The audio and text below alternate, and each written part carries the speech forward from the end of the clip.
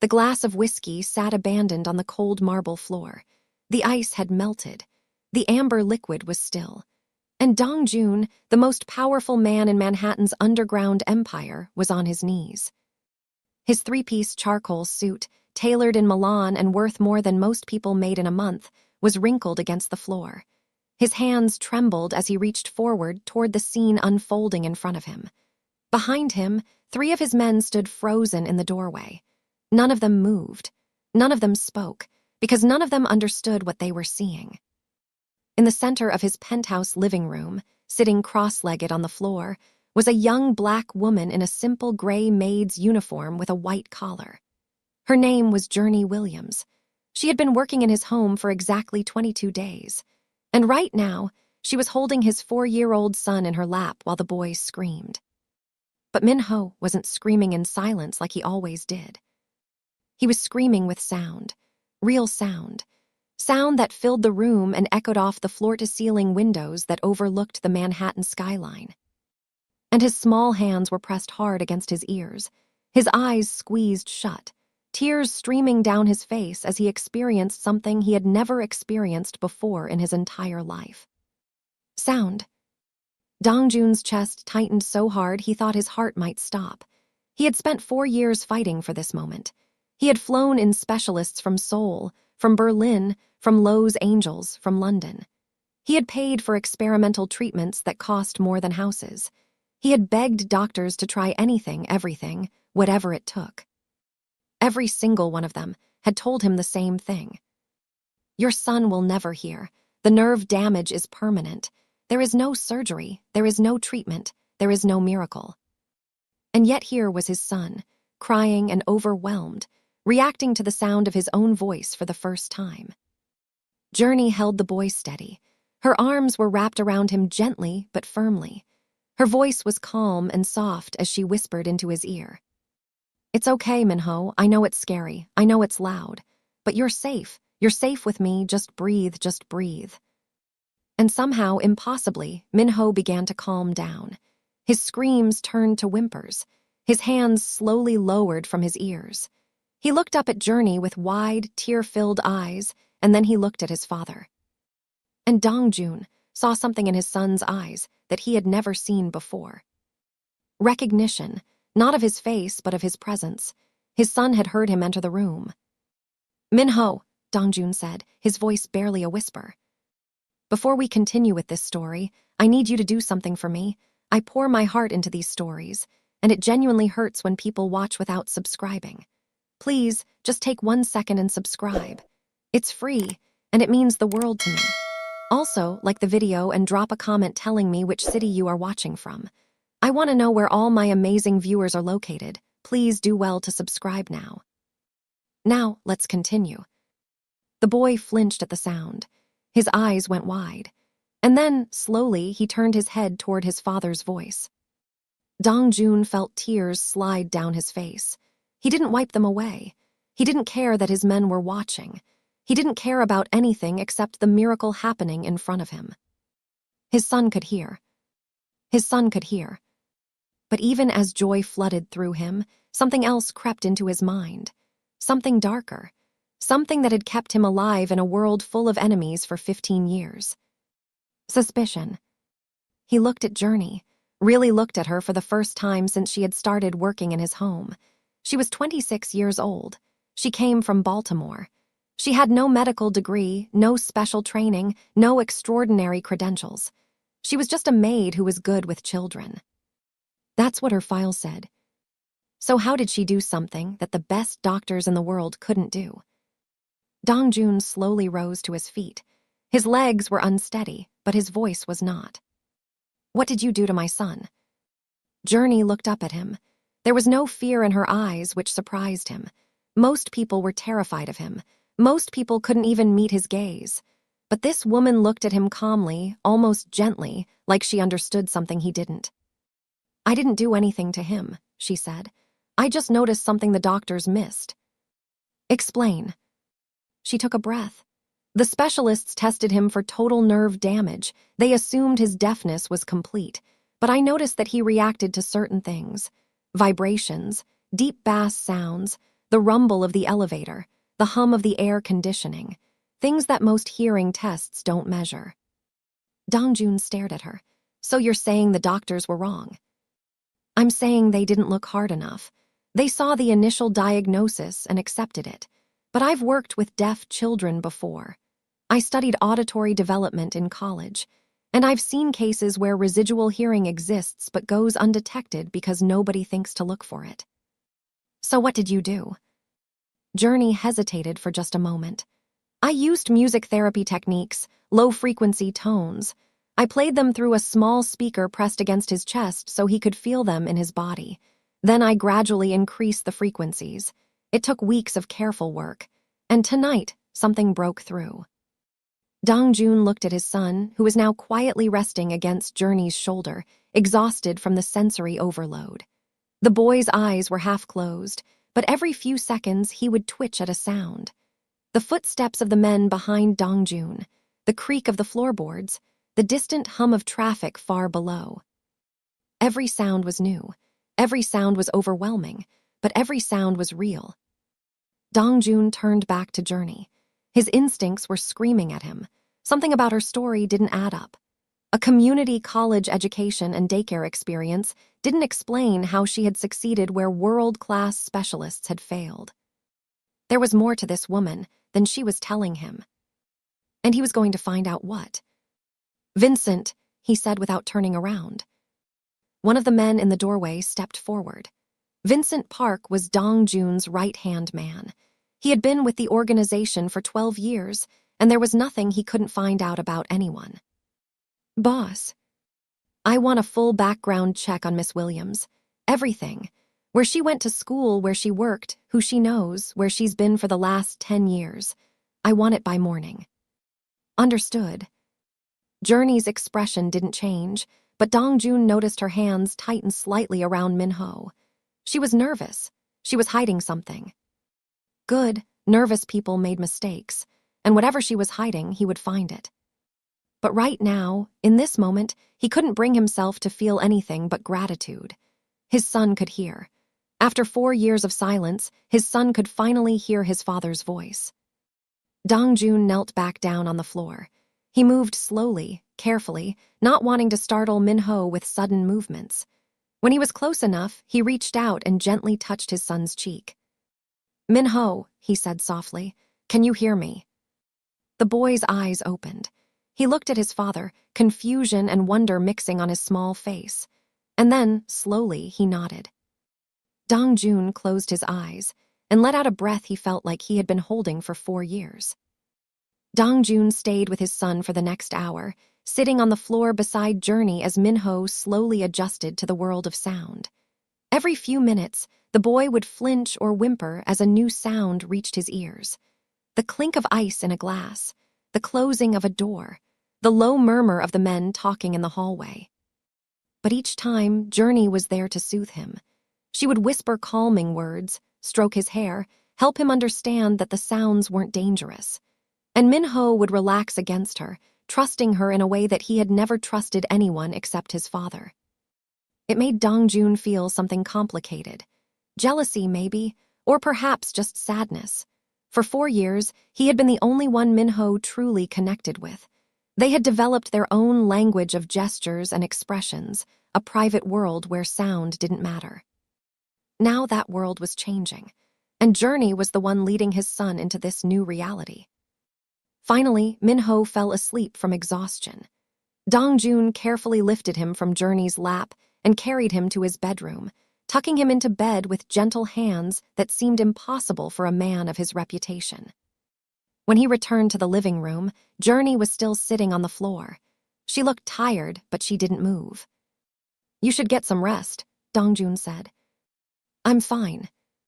That wasn't a suggestion. She looked up at him.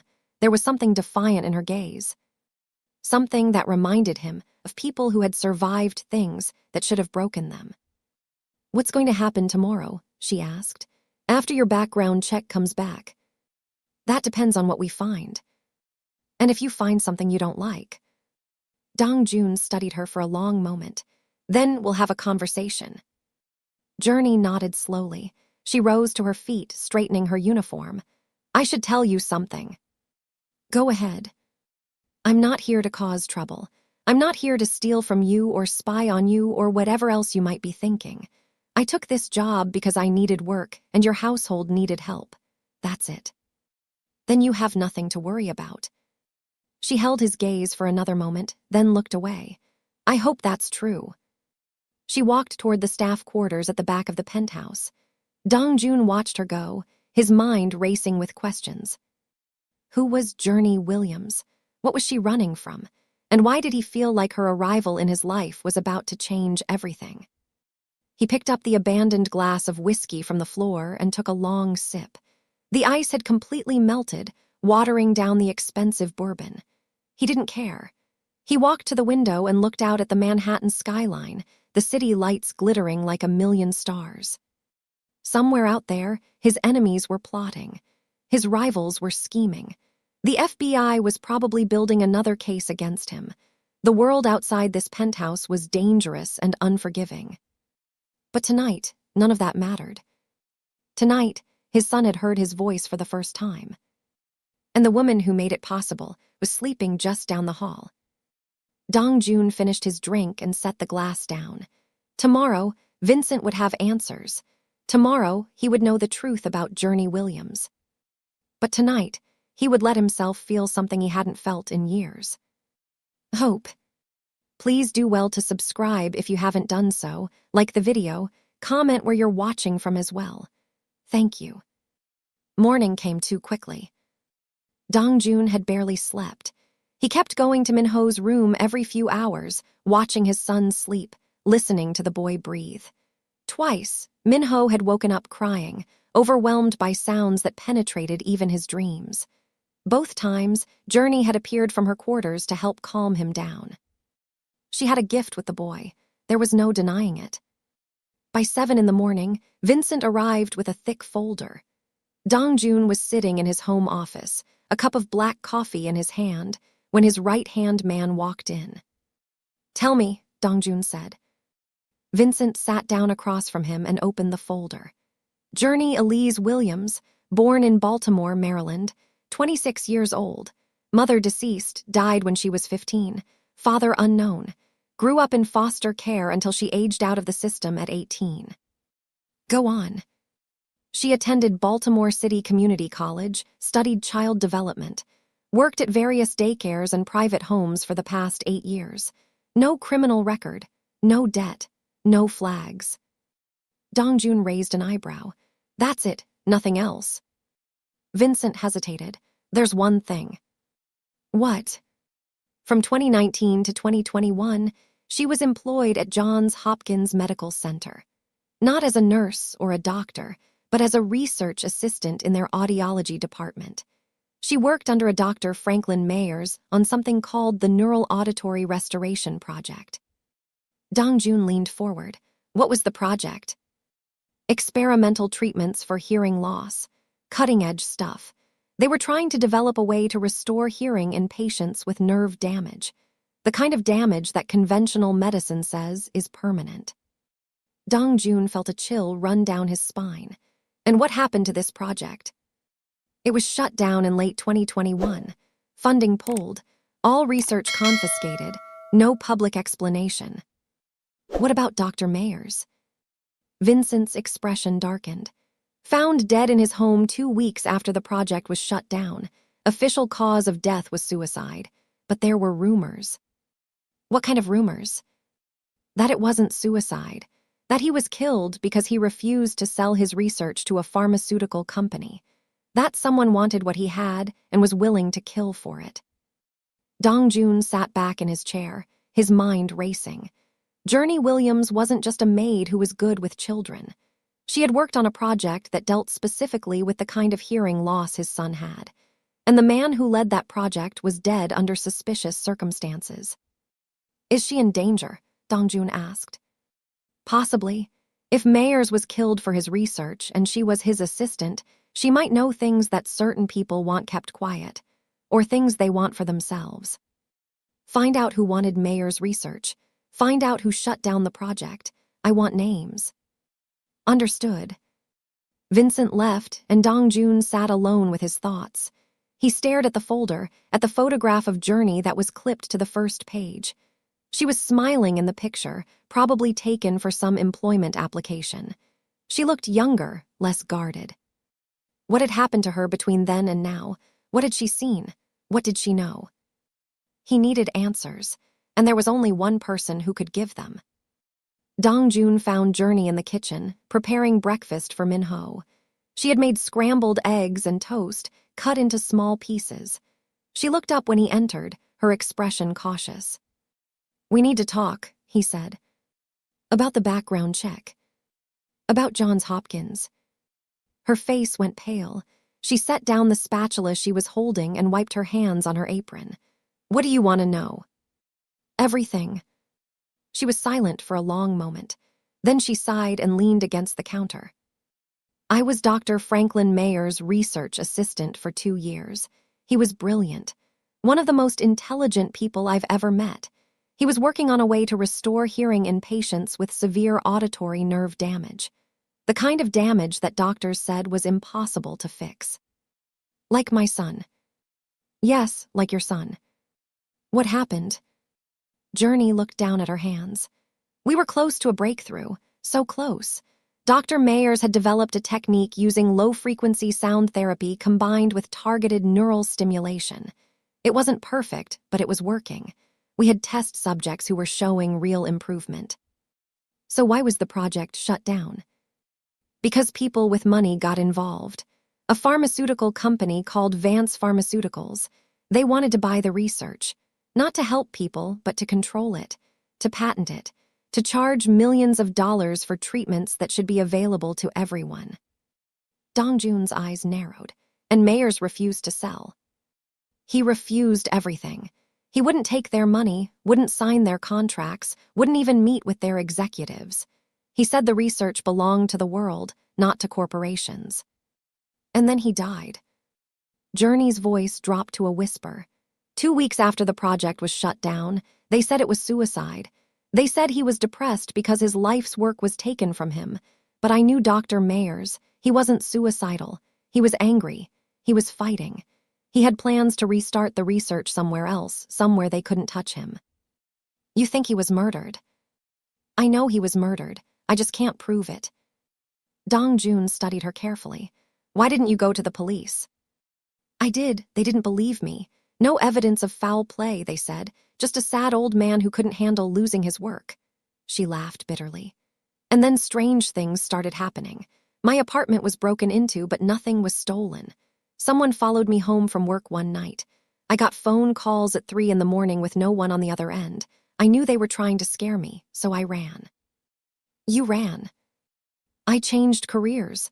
Took jobs as a maid, a nanny, anything that didn't require a background check that would flag my connection to Johns Hopkins. I moved around. Different cities, different states. I've been running for 3 years." "Why did you take this job?" Journey met his eyes. "Because your son reminded me why I got into this work in the first place. When I saw him, when I saw how he struggled, when I saw the way he looked at the world with those sad, silent eyes, I couldn't help myself. I had to try." Dong Jun was quiet for a long moment. Then he asked the question that had been burning in his mind since Vincent's report. Who was behind Vance Pharmaceuticals? Who wanted Mayers dead? Journey hesitated. "A man named Gregory Han, Korean-American, operates out of Los Angeles. He's the CEO of the parent company that owns Vance. He's connected to politicians, to law enforcement, to people at every level of power. He's untouchable." "No one is untouchable." She looked at him, really looked at him, and for the first time. Dong Jun saw a flicker of something in her eyes. Not hope exactly, but something close to it. "You don't understand who you're dealing with," she said.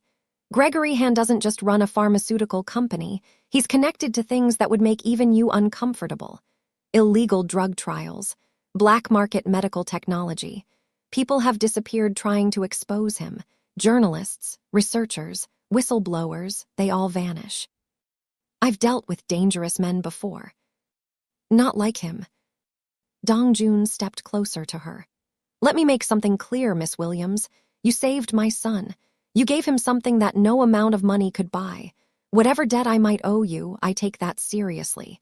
If this Gregory Han is a threat to you, then he's now a threat to me, and I don't tolerate threats." Journey shook her head. "You don't have to do that. You don't owe me anything. I'll leave if you want. I'll disappear again. I've done it before." "And what about Minho?" She stopped. Her eyes went to the doorway, where they could hear the soft sounds of the little boy waking up in his room. She had heard those sounds before anyone else because she had been listening for them. "He still needs help," she said quietly. "His hearing isn't fully restored. It's going to take months of therapy, maybe years, to help him adjust. If I leave now." "Then don't leave." She looked at him with surprise. Dongjun's expression was unreadable. "Stay, help my son, and let me handle Gregory Han."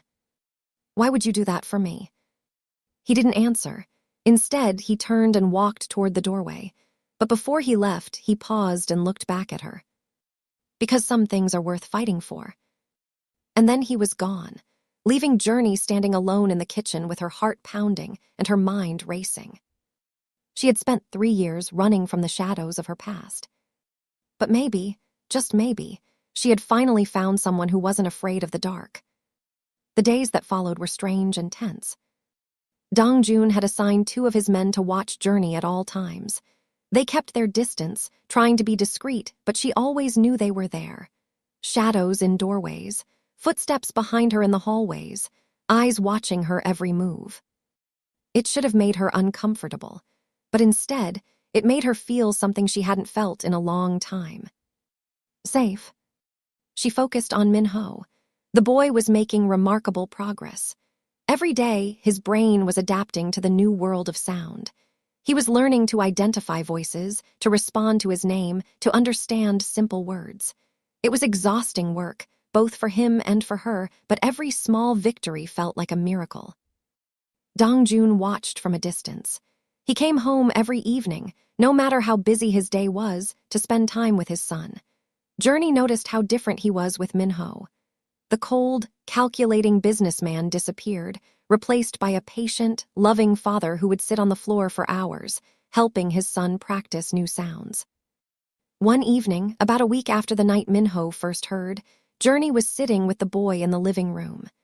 They were playing a game where she would make sounds with different objects: a bell, a drum, a squeaky toy, and Minho would try to identify them with his eyes closed. Dongjun came in quietly and sat on the couch, watching them. Minho was so focused on the game that he didn't notice his father at first. When he finally heard Dongjun's footsteps, he turned around with a huge smile on his face. "Appa," he said, the word still clumsy and loud but unmistakably clear. Dongjun's breath caught in his throat. It was the first time his son had ever called him that. The first time he had ever heard his son say the Korean word for father. He dropped to his knees and pulled Minho into his arms, holding him tight. Over the boy's shoulder, his eyes met Journey's. There were tears in his eyes, tears he didn't bother to hide. "Thank you," he mouthed silently. Journey nodded, her own eyes glistening. "He worked hard for this," she said. "He's a fighter just like his father."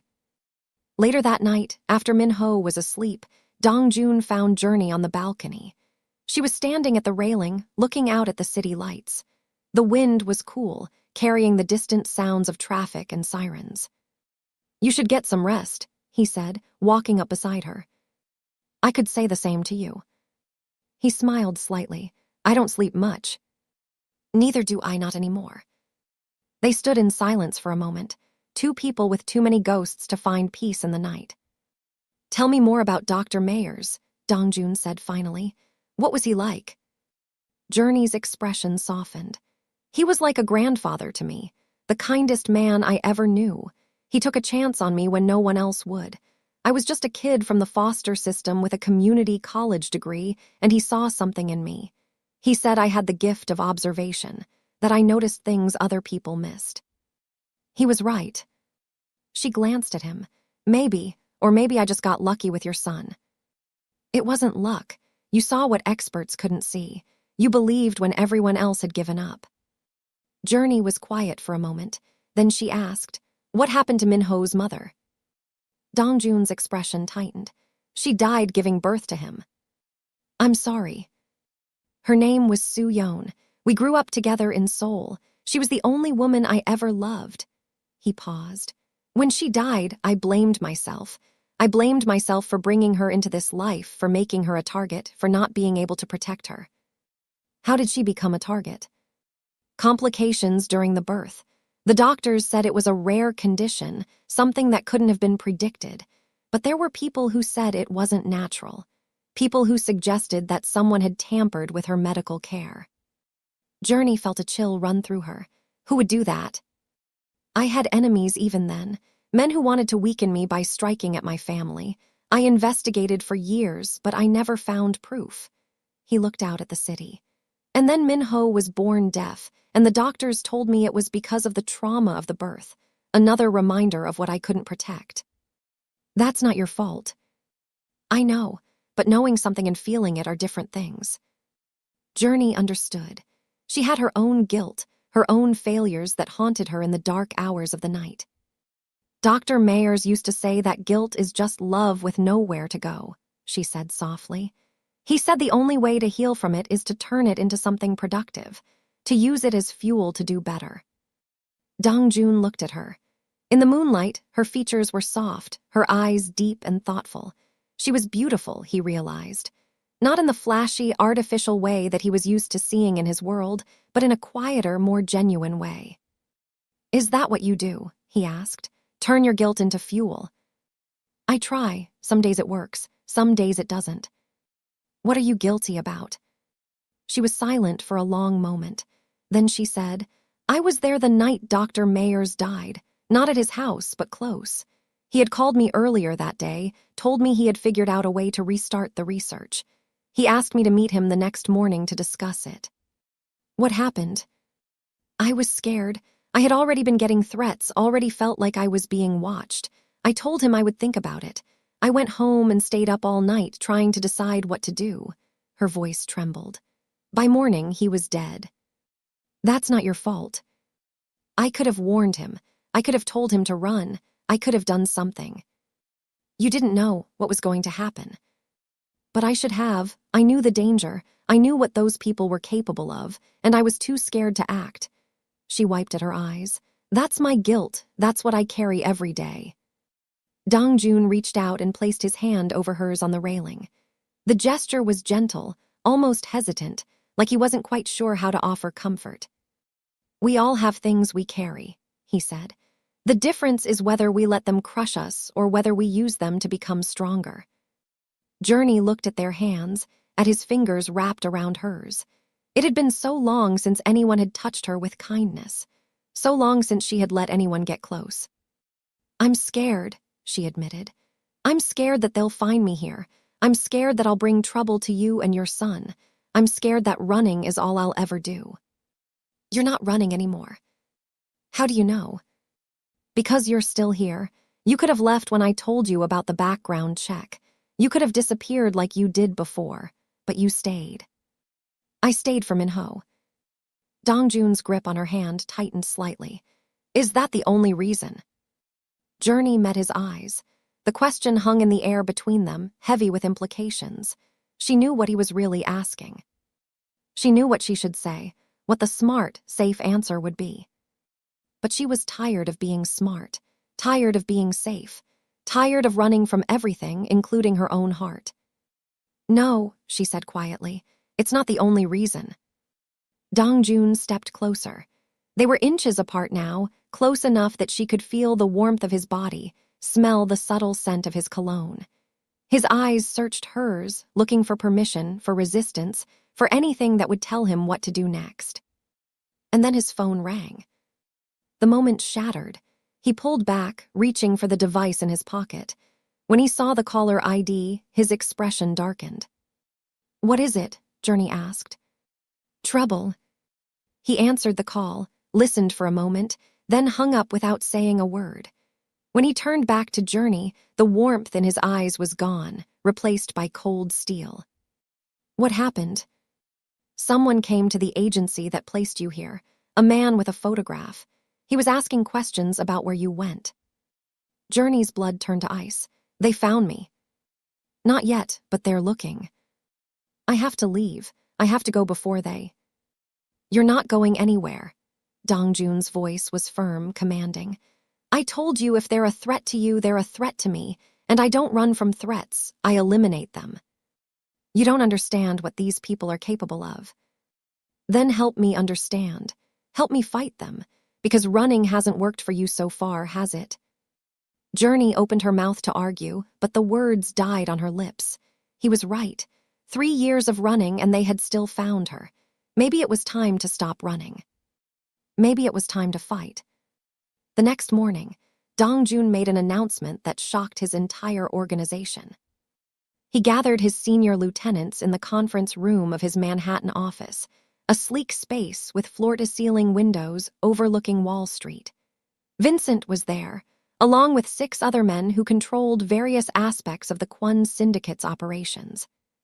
The woman living in my penthouse is now under my direct protection, Dongjun said, his voice leaving no room for argument. 2 guards are assigned to her at all times. Any threat to her is a threat to me. Anyone who touches her answers to me personally. The room was silent for a moment. Then one of the lieutenants, an older man named Park Sung-ho, who had been with the organization since Dongjun's father ran things, spoke up. With respect, sir, who is this woman? Why is she so important? She saved my son's life. Your son, Min-ho. The doctors said he would never hear. She proved them wrong. That's all you need to know. Park Sung-ho nodded slowly. And these threats you mentioned, who are they? A man named Gregory Han. He operates out of Lowe's Angels. He runs a company called Vance Pharmaceuticals. Han, one of the younger lieutenants, a man named Kim Jae-hoon, leaned forward. I've heard of him. He has ties to the West Coast families, serious connections. Then you understand the stakes. Sir, if I may, Kim Jae-hoon hesitated. Going to war with Han over a maid seems unwise. He has resources, political protection, connections in law enforcement. Dongjun's eyes went cold. Did you just question my judgment? No, sir. I'm just trying to understand. Let me make this simple for you. Dongjun's voice dropped to a dangerous whisper. My son spent 4 years in silence because every doctor in the world said there was no hope. This woman gave him hope. She gave him a future. If I have to burn down half the underworld to keep her safe, I will do it without hesitation. Is that clear? Yes, sir. Good. Now I want everything you can find on Gregory Han. His business, his associates, his weaknesses. I want to know what he eats for breakfast and where he sleeps at night. We're going to dismantle him piece by piece. The meeting ended, and the lieutenants filed out, murmuring among themselves. Vincent stayed behind, waiting until they were alone.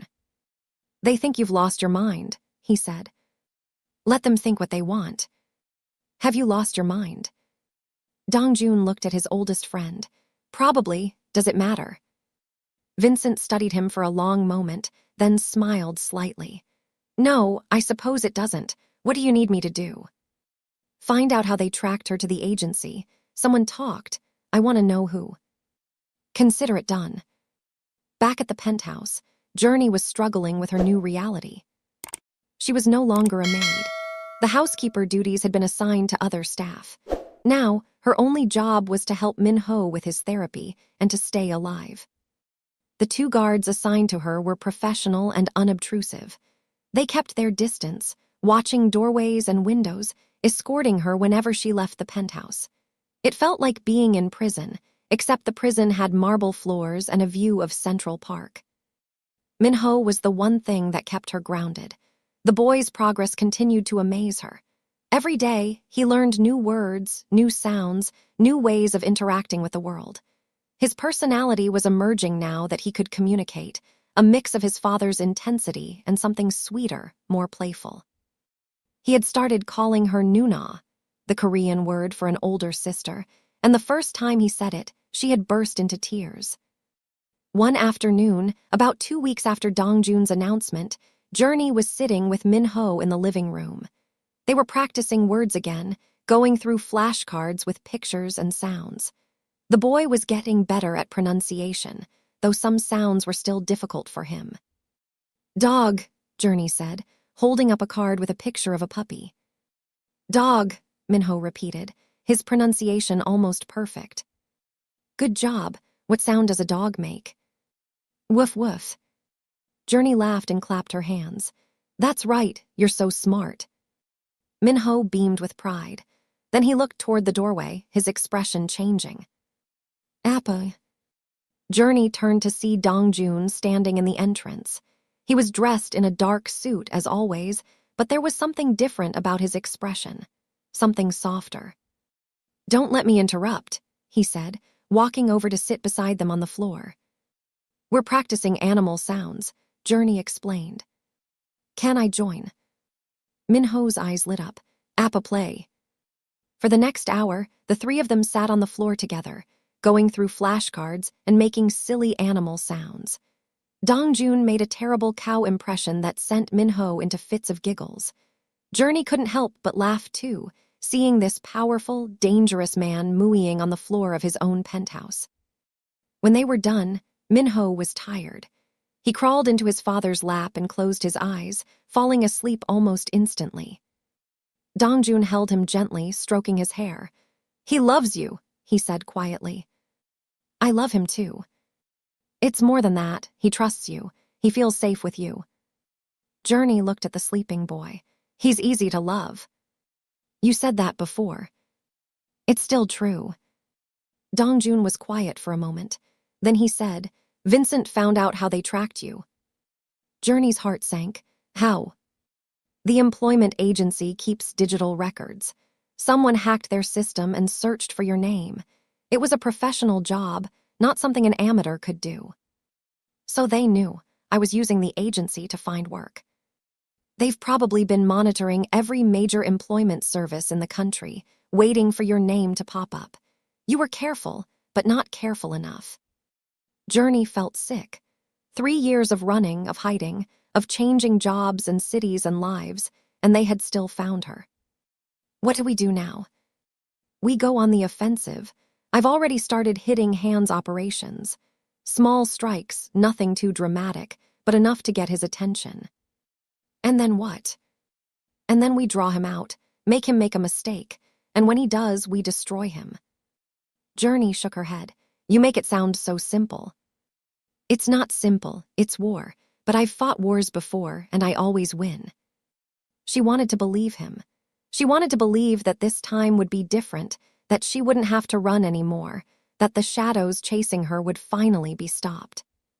But she had seen what Gregory Han was capable of. She had seen the bodies, the disappearances, the destruction of everyone who had tried to stand against him. What if you can't beat him? She asked. What if he's too powerful? Dongjun looked at her, his dark eyes intense. Then I'll die trying, but I won't let him take you. I won't let him hurt my son. Whatever it takes, I'll stop him. Why? Why do you care so much about what happens to me? He didn't answer right away. Instead, he looked down at his sleeping son, at the peaceful expression on the boy's face. Because my son hears my voice now, he said finally. Because when I come home, he runs to me and calls me Appa. Because for the first time in 4 years, I have hope that his life will be more than silence and isolation. You gave me that. You gave him that. And I don't know how to repay a gift like that except by protecting the person who gave it.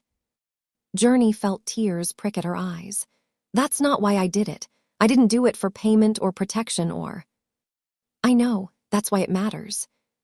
They sat in silence for a long moment, the sleeping child between them, the weight of everything unsaid filling the air. And Journey realized, with a mixture of fear and wonder, that something had changed in her heart. Something she hadn't felt in years, maybe ever. She was falling in love with this man. And she had no idea what to do about it. Please do well to subscribe if you haven't done so, like the video, comment where you're watching from as well. Thank you. The war with Gregory Han escalated faster than anyone expected. It started with small skirmishes. Dongjun's men hit a distribution center in Queens that was connected to Han's pharmaceutical network. They seized computers, documents, and evidence of illegal drug trials that Han had been conducting on unsuspecting patients.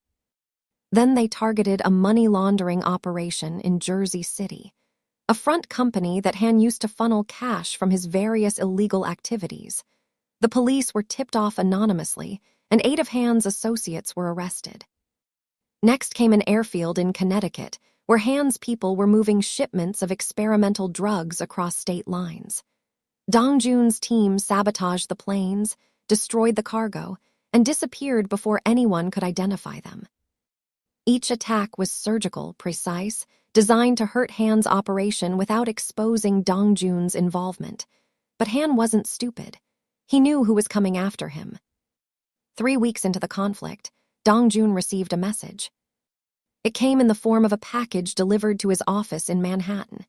Inside was a photograph, a surveillance shot of Journey walking with Min Ho in Central Park, taken the day before. They were holding hands, the boy laughing at something she had said. A note was attached. "She belongs to us. Return her or suffer consequences." Dong Jun burned the note, but the message was clear. Han knew exactly where Journey was, and he was watching. That night, Dong Jun increased security at the penthouse. More guards, more cameras, reinforced doors and windows. He moved Min Ho and Journey to an interior room with no exterior windows, a fortress within a fortress.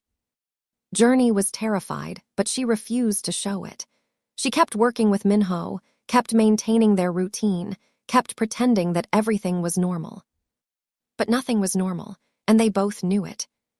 "Tell me about Gregory Han," Dong Jun said one evening. They were in his office, looking over files that Vincent had compiled. "Everything you know about him personally." Journey thought for a moment. "I only met him once, at a fundraiser Dr. Mayers took me to. He was charming, polished, the kind of man who makes everyone in the room feel like he's their best friend.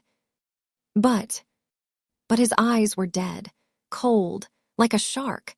Dr. Mayers warned me to stay away from him. He said Han was the most dangerous man in any room because he made people forget that he was dangerous." Dong Jun nodded slowly. "What does he really want?" "Control." Dr. Mayer's research wasn't just about restoring hearing. It was about neural manipulation. The techniques we developed could theoretically be used to influence brain function in other ways. Memory, cognition, maybe even behavior. Mind control. Nothing that dramatic, but the potential was there, and Han saw it. He wanted to weaponize the research, sell it to governments, to corporations, to anyone who would pay. And Dr. Mayers refused. He said the technology could help millions of people, but only if it was used responsibly. He wanted it to be open source, available to researchers everywhere. Han wanted it locked up, patented, controlled. So he killed him. Journey nodded. "And he's been looking for me ever since, because I'm the only one left who knows how the research works. The files were destroyed, the equipment was seized, but the knowledge is still in my head." Dong Jun studied her. "Can you recreate it, the research?" "Maybe, with time and resources, but I won't. Not for him, not for anyone who would misuse it." "What if you recreated it for someone else? Someone who would use it properly?" Journey looked at him with surprise. "What are you suggesting?" "I'm suggesting that Han isn't the only one with resources. There are legitimate research institutions, universities, organizations that would kill for what you know. What if we got you connected with them? What if you could continue Dr. Mayer's work, but safely?" I never thought about that." "Think about it now. Because if Han wants you for your knowledge, the best defense might be making that knowledge public. Share it with the world before he can control it." Journey was quiet for a long moment. It was a radical idea, completely different from everything she had been doing for 3 years. Instead of hiding, she would step into the light. Instead of running, she would fight back with the one weapon she had. Her mind. "I'll think about it," she said finally. "But first, we have to survive." "We'll survive, I promise you that." She wanted to believe him. God, she wanted to believe him so badly. But she had learned the hard way that promises were just words, and words couldn't stop bullets. The first major casualty came on a Thursday. Dongjun's warehouse in Brooklyn, a legitimate storage facility that also served as a front for moving goods, was attacked in the middle of the night. A team of armed men stormed the building, overwhelmed the guards, and killed 3 of Dongjun's men before setting the place on fire. By the time the police and fire department arrived, the building was destroyed and the attackers were gone. The message was clear. Han was done playing games. Dongjun responded with overwhelming force. Over the next 48 hours, he hit 6 of Han's operations across 3 states. A distribution center in Philadelphia, a nightclub in Atlantic City that served as a meeting point for Han's associates, a private estate in Long Island where Han's second-in-command was staying. The estate attack was the most dramatic. Dongjun's men went in hard and fast, neutralizing security and capturing Han's second-in-command, a man named Richard Cho. They extracted him to a location in Staten Island for questioning. Cho broke within hours. He gave up names, locations, schedules, everything Dongjun needed to continue dismantling Han's operation. But he also revealed something more disturbing. Han wasn't just after Journey for her knowledge. He was personally obsessed with her. She humiliated him, Cho explained, his face bloody and swollen. At that fundraiser 3 years ago, he tried to charm her and she shut him down in front of everyone, made him look like a fool. Gregory doesn't forget things like that.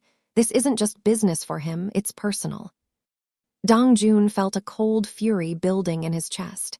Han wasn't just a threat to Journey's life. He was a threat to everything. And personal vendettas made people irrational, unpredictable, dangerous. "What's his plan?" Dongjun demanded. "I don't know the details, but I know he wants her alive. He wants to break her, make her recreate the research, and then make her suffer for embarrassing him." Dongjun leaned close to Cho's face. "If anything happens to her, I will personally feed you to the Hudson River piece by piece. Do you understand?" Cho nodded frantically. Dongjun left Vincent to continue the interrogation and returned to Manhattan. He needed to see Journey. He needed to know she was safe. When he arrived at the penthouse, he found her in Minho's room, reading the boy a bedtime story. The scene was so peaceful, so normal, that it almost made him forget the war raging outside these walls. He stood in the doorway and watched them. Minho was snuggled against Journey's side, his eyes half closed as she read about a brave little rabbit who outsmarted a cunning fox. Her voice was soft and musical, bringing the story to life. When the story was done, Minho was asleep. Journey tucked him in, kissed his forehead, and quietly left the room. She stopped when she saw Dongjun in the doorway. "How long have you been standing there?" "Long enough." She looked at his face, at the tension in his jaw and the darkness in his eyes. "What happened?" "We captured Han's second-in-command. He talked." "And?" "Han is obsessed with you. This isn't just about the research. It's about revenge, about control." Journey's face went pale. "What does that mean?" "It means we can't just wait for him to make a move. We have to end this, soon." She wrapped her arms around herself, suddenly cold. "How?" "I'm working on it, but I need you to trust me." "I do trust you." "Really, even knowing what I am, what I've done?" Journey met his eyes. "I know who you are, Dongjun. I've seen the news. I've heard the rumors. I know you're not a saint." "Far from it. But I've also seen you with your son. I've seen you be patient and kind and gentle. I've seen you put everything on the line to protect someone you barely know. That's not the behavior of a monster." "I've done monstrous things. Haven't we all, in one way or another?" Dongjun shook his head. "You're different, you're good." "I'm not good. I'm just trying to survive, same as you, same as everyone." He stepped closer to her, close enough that she could feel the heat of his body. "You're more than surviving, Journey. You're the best thing that's happened to my family in years. Minho adores you. He's happier than he's ever been. And I." He stopped, uncertain. "You what?" He reached out and tucked a strand of hair behind her ear. The gesture was intimate, tender. "I find myself thinking about you all the time, wondering if you're safe, wondering if you're happy, wanting to protect you from everything, even the things I can't protect you from." Journey's heart was pounding so hard she was sure he could hear it. "Dongjun, I know it's complicated. I know you didn't ask for any of this, but I can't pretend I don't feel what I feel." "And what do you feel?" His eyes searched hers. "Something I haven't felt since Soo-yeon died, something I thought I was incapable of feeling anymore." "What is it?" "Love." The word hung in the air between them. Journey felt like she couldn't breathe. This powerful, dangerous, complicated man was standing in front of her, opening his heart in a way she never expected. "I don't know what to say," she whispered. "You don't have to say anything, just don't run, not from me, not from this." "I don't want to run, not anymore." He cupped her face in his hands, gentle despite their strength. "Then stay. Whatever happens, stay with me." "Okay," she breathed. "Okay." And then he kissed her. It was a gentle kiss at first, tentative and questioning. But when she responded, wrapping her arms around his neck and pulling him closer, it deepened into something more. Something fierce and desperate and full of all the emotions they had been holding back. For a moment, the war outside didn't matter. The threats, the danger, the uncertainty, it all faded away. There was only this moment, this connection, this promise of something more. When they finally pulled apart, both of them were breathing hard. "That was..." "Yeah." They laughed softly, foreheads pressed together, still holding each other. "What happens now?" Journey asked. "Now we fight, together." Together? And for the first time in 3 years, Journey believed that she might actually have a chance at happiness, a chance at a future. She just had to survive long enough to claim it. A week after that kiss, everything fell apart. It started with a routine errand. Journey needed new supplies for Minho's therapy sessions, specialized audio equipment that had to be picked up from a store in Soho. Normally, she would have ordered everything online, but the order had been delayed, and Minho was making such good progress that she didn't want to stop the momentum. She went with her 2 guards, staying close to them as they navigated the crowded streets. It was a sunny afternoon, and the city was bustling with tourists and shoppers. Everything seemed normal. But nothing was normal. The attack came quickly. A van pulled up beside them as they were leaving the store. The side door slid open, and men with guns spilled out. Before anyone could react, Journey's guards were down, tranquilizer darts in their necks. She tried to run, but strong arms grabbed her from behind. A cloth was pressed over her nose and mouth, sweet-smelling and suffocating. She struggled, kicked, screamed, but the drug was already taking effect. The last thing she saw before losing consciousness was a man stepping out of the van. He was Asian, well-dressed, handsome in a cold, calculating way. Gregory Hand smiled at her. "Hello, Journey," he said. "We finally meet again."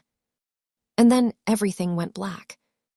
Dongjun was in a meeting when Vincent burst through the door. "We have a problem."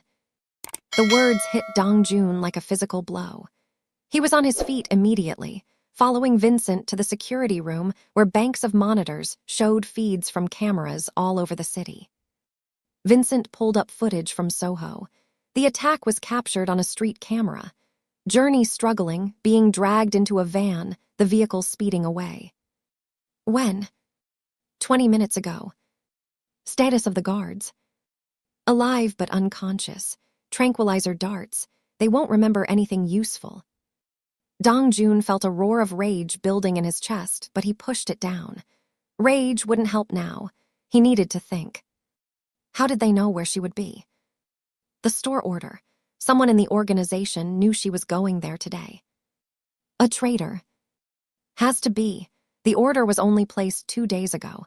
Very few people knew about it. Dongjun's mind raced through possibilities. Who had access to that information? Who could have passed it to Han? And then it hit him. "Stephen Cho," he said. Vincent looked surprised. "The accountant. He's been with us for 8 years." Pull his file, check his communications, check everything. It didn't take long. Within an hour, they had proof. Stephen Cho had been receiving payments from a shell company connected to Gregory Han. He had been feeding information for months, waiting for the right opportunity. Dong-jun felt betrayed and furious and sick all at once. He had trusted Stephen, had known his family, had been to his home for dinner. When Stephen was brought before him, the man was shaking with fear. "Please," he begged. "I didn't have a choice. Han threatened my daughters. He said he would hurt them if I didn't cooperate. So you sold us out." "I had no choice." Dong-jun stared at him with cold eyes. "There's always a choice." "Please, my daughters are innocent. Whatever you do to me, don't hurt them." Dong-jun was silent for a long moment. Then he said, "Where did they take her?" "I don't know. I swear I don't know. I was just supposed to report her location. That's all." "Who's your contact with Han?" Stephen gave a name, an address, everything he knew about the operation. Dong-jun listened in silence. When Stephen was done, he made a decision that surprised everyone in the room, including himself. "Get him out of here, him and his family. I want them on a plane to Korea tonight. If I ever see his face again, I'll kill him, but not today." Vincent looked shocked. "Boss, he betrayed us because Han threatened his children. I can't condemn a man for protecting his family, but he's dead to us now. Get him out of my sight." As Stephen was dragged away, sobbing with relief, Dong-jun turned back to the monitors. Han had journey. Every minute counted. "Track that van," he ordered. "Find every camera, every toll booth, every traffic light between Soho and wherever they're going. I want a location within the hour." "And then what?" Dong-jun's eyes were hard as steel. "And then I'm going to get her back, and I'm going to kill everyone who took her." Please do well to subscribe if you haven't done so, like the video, comment where you're watching from as well. Thank you. The trail led to Long Island City. Dong-jun's team tracked the van through a maze of security cameras, toll booths, and traffic lights. It ended at an abandoned warehouse near the waterfront, a massive brick building that had once been a factory. Intelligence suggested that Han was using the location as a temporary holding site before moving Journey to a more secure facility. They had a narrow window. Dong-jun assembled a team of his best men. Vincent would lead the assault. Dong-jun himself would go in directly, despite everyone's objections. "It's too dangerous," Vincent argued. "If something happens to you." "If something happens to me, you take over the organization. But I'm not sending other men to rescue the woman I love while I sit back and watch." Vincent had no response to that. The assault was planned for midnight. Dong-jun's team would approach from 3 directions, cutting off all exits. Vincent would disable any vehicles on site, and Dong-jun would lead the direct assault on the main building. At 11:55 p.m., they moved into position. At midnight, they attacked. The initial breach was brutal and efficient. Dong-jun's men came through the windows and doors simultaneously, overwhelming Han's guards before they could organize a defense. Gunfire echoed through the building. Bodies fell. Dong-jun moved through the chaos with lethal focus. Every enemy who crossed his path was dealt with quickly and permanently. He wasn't thinking about mercy. He wasn't thinking about consequences. He was only thinking about one thing: Journey. He found her in a back room on the 2nd floor. She was tied to a chair, gagged, her face bruised from where someone had hit her.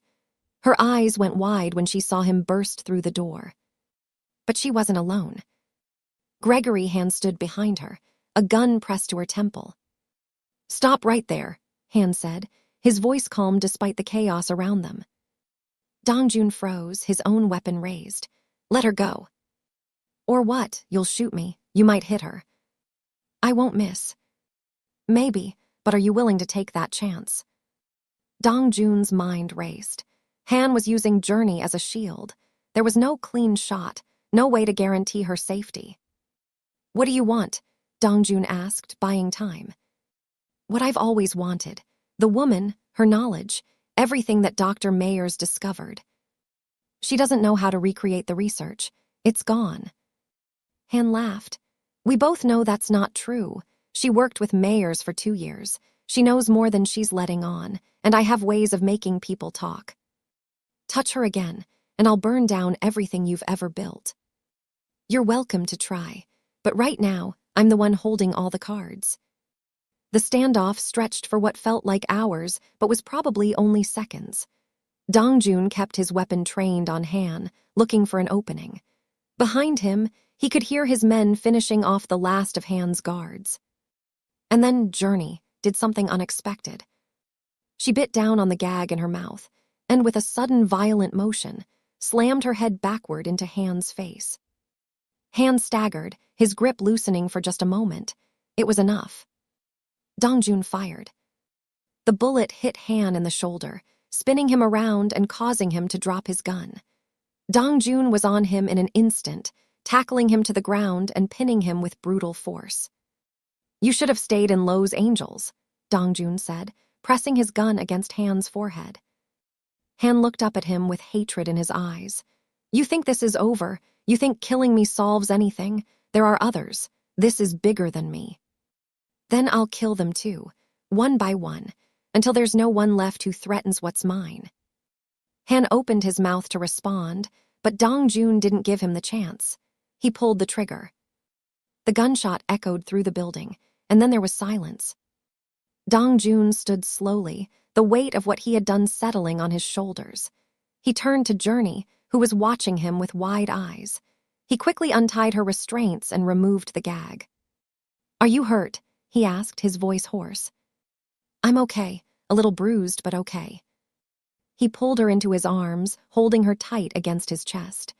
I'm sorry, I'm so sorry. This is my fault. I should have protected you better. It's not your fault. None of this is your fault. I killed him, Han. It was the only way. Journey pulled back slightly, looking into his eyes. I know, I saw. Does that change how you feel about me?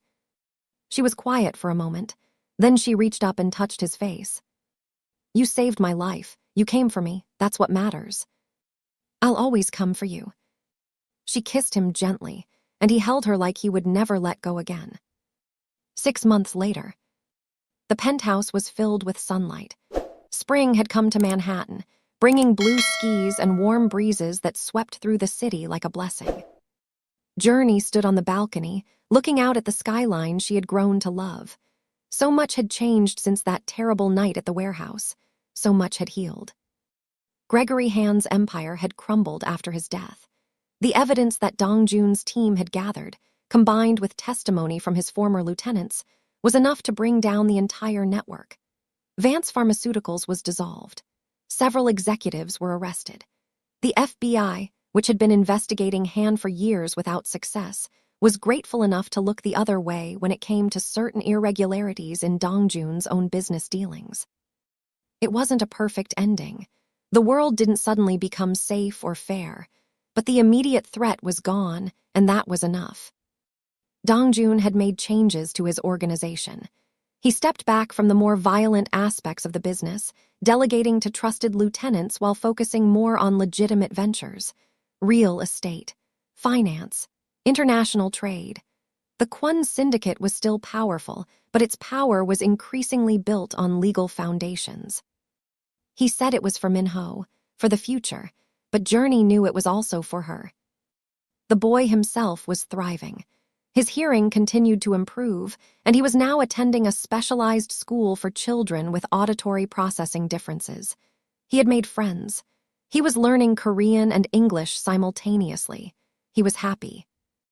And he still called Journey Iyama, mother. The first time he had said it, weeks ago, Dongjun had looked at her with tears in his eyes. Do you mind, he asked, if he calls you that?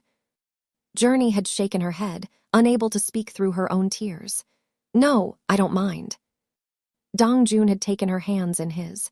He loves you, I love you, and if you'll have us, I want to make this family official.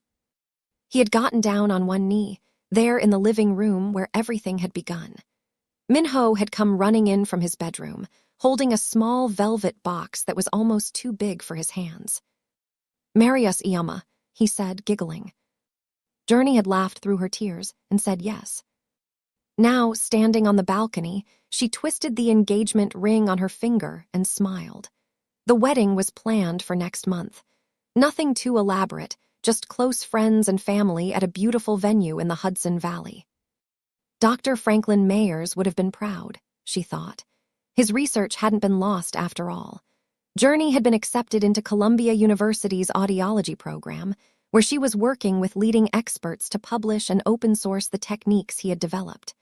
Soon, children like Minho around the world would have access to treatments that could change their lives. It wasn't vengeance for her mentor's death. It was something better. It was legacy. "What are you thinking about?" She turned to find Dongjun walking onto the balcony, 2 cups of coffee in his hands. He was dressed casually, in jeans and a sweater, looking more relaxed than she had ever seen him. "Everything," she said, accepting one of the cups. "How much has changed, how lucky we are." "Lucky," he smiled slightly. "I think we earned this." "Maybe, but we're still lucky." He wrapped an arm around her waist, pulling her close. No argument there. They stood together in comfortable silence, watching the city wake up below them. In the distance, they could hear Minho's voice, chattering to his nanny about something he had seen on television. The sound of his voice, strong and clear and full of life, was still a miracle that neither of them took for granted. "I got a call from Vincent this morning," Dongjun said. "Anything important?" "Just checking in, making sure the wedding plans are on track." Vincent is checking on wedding plans. The same Vincent who once told me that emotional attachments were a liability. Dongjun laughed. "He's coming around, slowly." "He'd better. He's your best man." "He knows. He's actually excited about it, I think, though he'd never admit it." Journey smiled and rested her head against Dongjun's shoulder. This was her life now. This family, this love, this future she had never dared to imagine. "Do you ever think about the past?" she asked. "About everything that happened?" "Sometimes, but not as much as I used to." He kissed the top of her head. "The past is done. What matters is what's ahead." "And what's ahead?" "Our wedding. Minho's 5th birthday next month. Your graduation from Columbia in 2 years. A lifetime of moments like this." "That sounds perfect." "It won't always be perfect. There will be challenges, problems, maybe even dangers." "I know. But we'll face them together." She looked up at him, at the man who had once been just her employer, then her protector, then her love. Together. He kissed her, soft and sweet and full of promise. Behind them, they heard the patter of small feet. Minho came running onto the balcony, his face split into a huge smile. "Appa, Iyama, look." He was holding a drawing he had made, a crayon picture of 3 figures standing on a building with the city below them. There were labels above each figure, written in shaky but determined letters. "Appa, Iyama, Minho." At the bottom of the picture, in letters that were bigger and more carefully drawn, was a single word. "Family." Dongjun scooped his son up in his arms, and Journey wrapped her arms around both of them. They stood there, the 3 of them, on the balcony of their home, looking out at the city and the future. The boy, who was never supposed to hear, was laughing at the sound of the wind. The woman who had spent years running had finally found home. And the man who had given up on love had found it again, in the most unexpected place. Some miracles couldn't be explained. But this one had been earned. Thank you for watching to the end. Please remember to click the subscribe button and make sure you like this video, and tell me in the comments where you're watching from. Thank you.